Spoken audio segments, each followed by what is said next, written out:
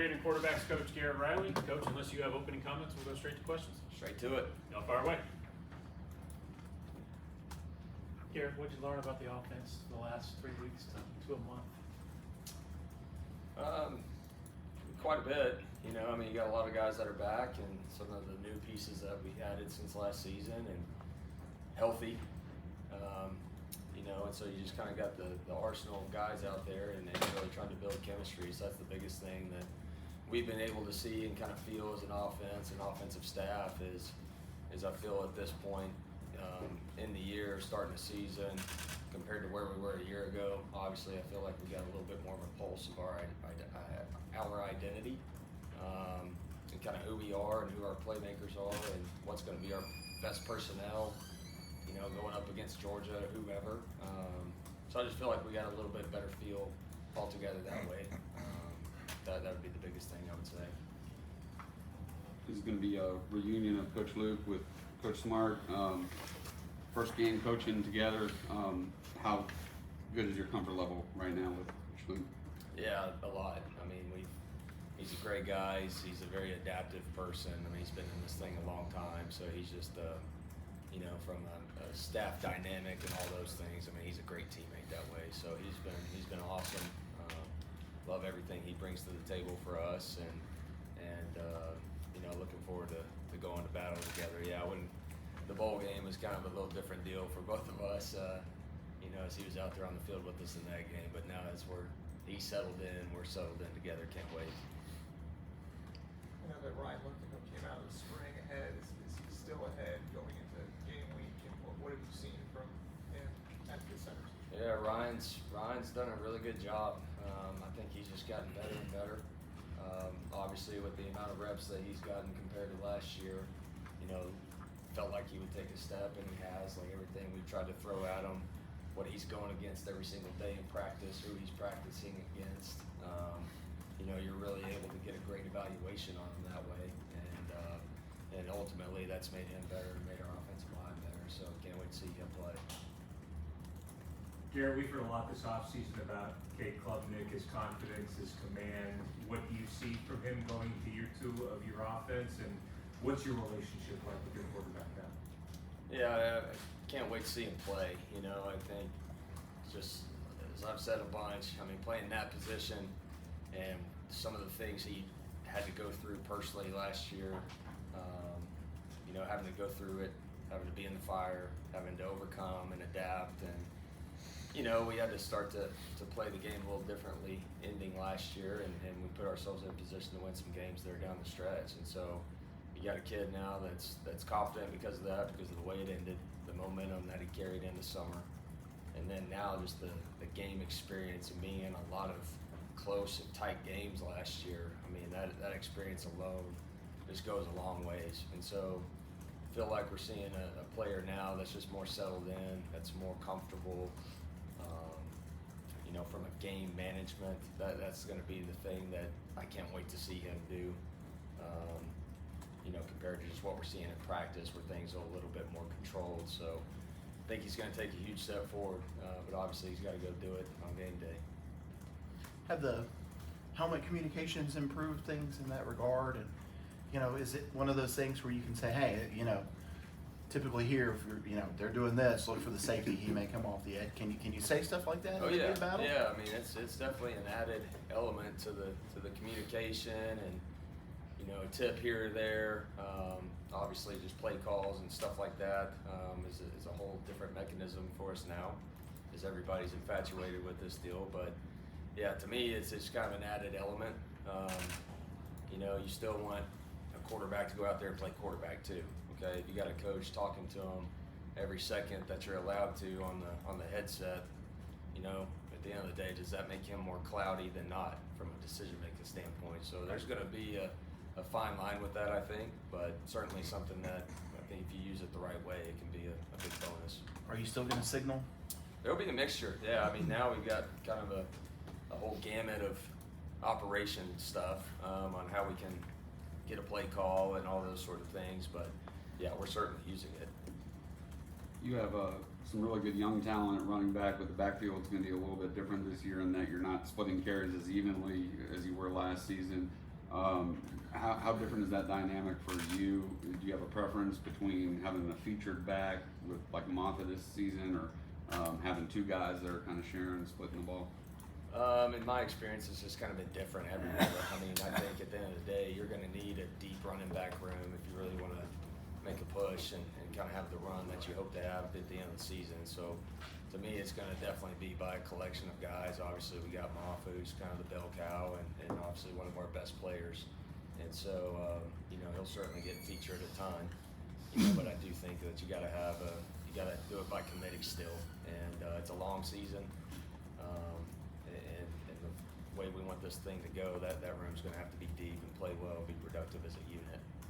So we talked last night about just the readiness of Brian Wesco and then also bring TJ Moore along. Just what are you expecting from the two freshmen early on this year?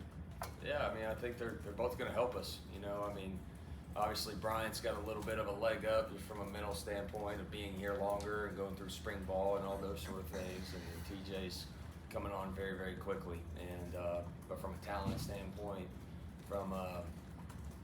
it's you just seen him in practice. You hadn't seen him in games yet, but what we're seeing on the field against our defense every day, those two guys they're not shy to go make a play. I'll put it that way. And so that's always a great sign to see from some young talent. Again, kind of with what they're facing every single day in fall camp and the defense they're going against. I mean, they're getting challenged. So, been very, very proud of them, up to this point. So, we'll see how they do in the game. TJ Parker said, Coach Riley has finally opened up his bag on us. Dabo says, no, we're finally just executing the plays the right way. Is that kind of what you've seen, in camp, that the execution has taken that next step? Yeah, for sure. I think just the ability to make routine plays at a higher rate, just being targeted, decision making, just all the things. I mean, not just at quarterback, just everywhere. I just feel like we're in a much better place and kind of, again, what our identity is, who we are, what we're about. I just think those things are up to this point have been sharper. With injuries in your offense, really a lot of times it's all about, can we just play pitch and catch? Snap, toss, play catch. Do you feel like you were limited that way last year, but now with the offensive line taking a step, the healthy wide receivers, adding the talent at wide receiver, that maybe you're better prepared to do that? Yeah, I mean, we're healthier, and so just your arsenal of weapons is different than maybe at some points last year. And at the end of the day, you got to go play with what you have and try to put yourself in a position to win games and for guys to succeed. But we feel like we've got a skill level altogether that can really be diverse. I think we can distribute the football to a lot of different people that we can truly count on and win one-on-one matchups. Win over the top. I mean, just whatever it is. I just feel like we got a unit that's primed to do that. And obviously, we've got a huge challenge of who we're going up against this week to do that here in game one. But I feel very, very confident in that room to create plays and make plays. Coach, the last quarter you were out there, Gator 28 points in the fourth quarter, tying the school record. Was that somewhat of a breakthrough, do you think, heading into this next season? It was just a momentum builder is kind of how I viewed it. I mean, it was nothing earth-shattering we were doing. It wasn't all of a sudden we just started calling great plays. It wasn't magic started happening. It kind of clicked. And, even in a game that had a lot of ups and downs in that bowl game, I just thought that was a huge momentum builder to finish the way we did, doing things in a routine way and getting the result that we wanted. So, yeah, it was a big momentum boost for sure.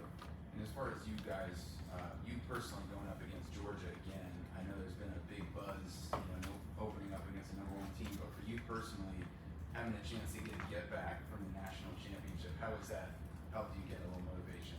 It's a great challenge. I mean, anytime you can go against a top-ranked team to start your season, I mean, what a blessing, what an opportunity that is. And so we know we got our work cut out for us, but can't wait to play him.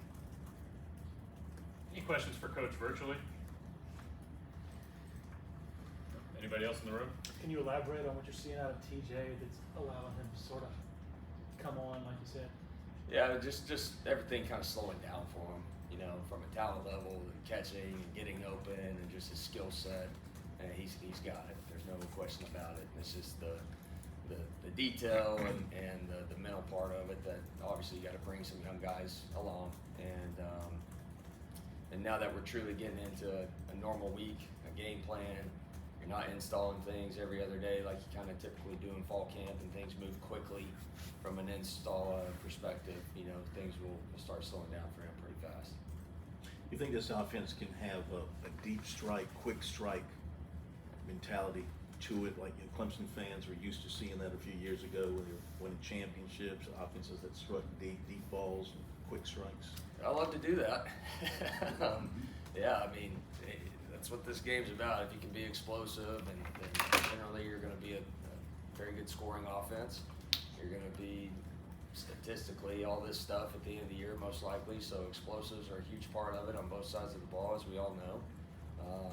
But yeah, I mean, I feel good about our team and feel like we're going to be able to go attack people. And like I said, kind of have a unit that can do some things underneath, but also have people to go win and some schemes to go over the top.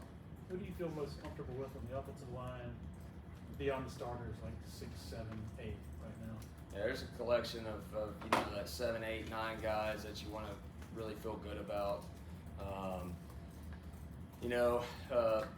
Harris Sewell and Colin Sadler and guys that played a lot even last year. Trent Howard, Elijah Thurman's a freshman that's really come on, has done a lot of really good things for us, as well as Dietrich Pennington. I do things improved. And so, like I said, there's kind of that 7, 8, 9 guys right now that I think can go in there and function for us and help us win a ball game.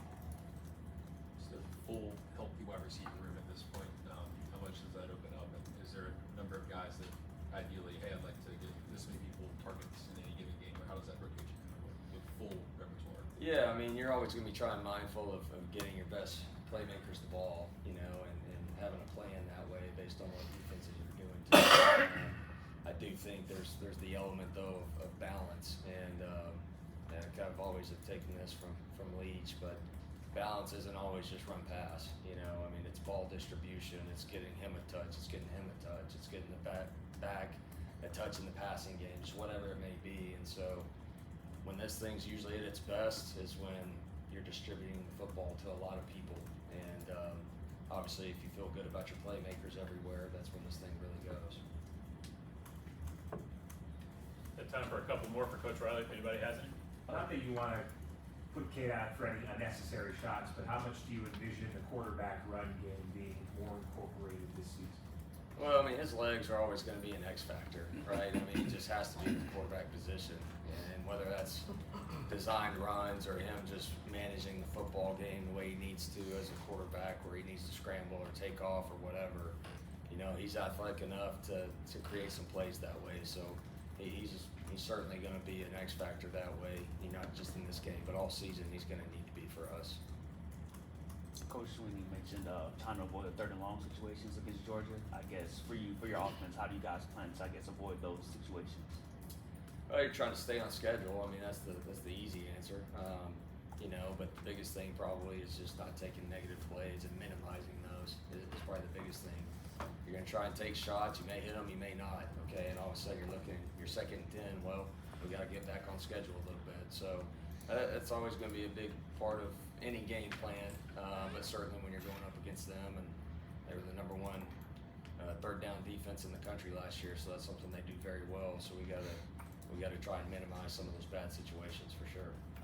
From a coordinator perspective, does not having a formal Georgia depth chart out change anything, if at all, for you? Game ones are always just, what I'm saying, they're, no matter who you play, they're just kind of a crapshoot with some of the personnel and even scheme-wise. Now, Georgia's been really, really good for a long time, and they're going to do what they do, I would assume. But yeah, I mean, I don't try to overcomplicate it, especially for a game one. Take one more for Coach Riley, if anybody has one. How much of a problem is Michael Williams at number 13 on the edge? He's a problem. He's long, he's twitchy. I think he's got a really, really good motor. I think they've certainly got several guys up front that are really good players. I think number 11 has a ton of juice, and I'm sure he's going to be a bigger role for them this season. you know, and obviously very deep at the linebacking position, and got some key guys on the back end, headlining by number 24. I mean, really good player, very instinctive. So it'll be a fun matchup. So yeah, they got some dudes over there for sure. All right. Appreciate it, Coach. Thanks, Kurt. Thanks, Mark.